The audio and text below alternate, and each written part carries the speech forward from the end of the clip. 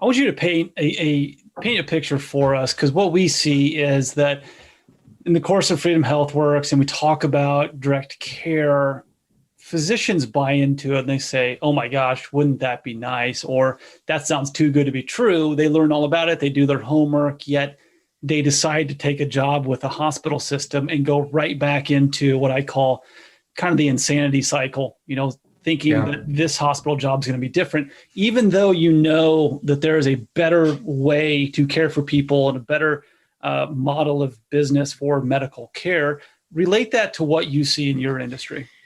I appreciate the opportunity to connect there. I'll go ahead and at the outset, I'll say that I didn't actually discuss that particular piece of it in my paper, but I appreciate your connection there about, asking me to comment on it.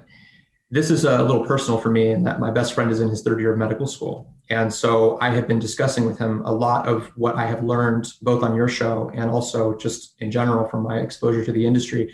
I've been discussing with him and saying, hey, let me show you this podcast with Keith Smith where I just heard him talking about to all the graduating students from medical school who've just completed their residency, don't be lured into taking a job at a hospital because you will come to regret it, even though the salary upfront is quite lucrative. Mm-hmm. That's something that I've sort of been discussing with him whenever I see him. I saw him last weekend. We were talking about it a little bit, toward at the end of us spending time together.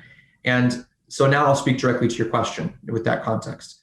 I think that there is a tremendous amount that physicians themselves actually don't know. And so they can't cross the no-do gap until they know something.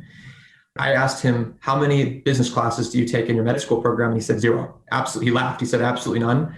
And I know originally before he even applied to med school, he wanted to get an MBA as well, because he said, I want to open my own practice someday. That was way back before he had really gotten into the business of studying medicine. So he recognizes that there's a need there. I would say that makes him fairly unique. A lot of the physicians that I've talked to, discussions between physicians on social media really emphasize the lack of knowing their worth and knowing how they can transcend the system that they sort of feel caught in.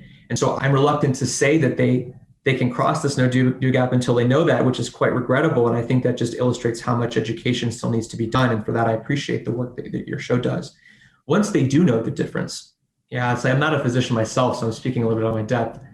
But I think that crossing that no-do gap probably has to do with knowing a person in your network who's done it before, right? Who's stepped away from industrialized medicine, who's stepped away from a position at a hospital, or where they're contracted in an insurance network, and said, I'm going to take a step out of this and I'm going to become a direct primary care physician or open my own practice where I get to set my own rules. That's hard stuff. And I know the work you guys do at Freedom Health Works is basically geared to supporting that, which shows the need for people to help those cross that no-do gap.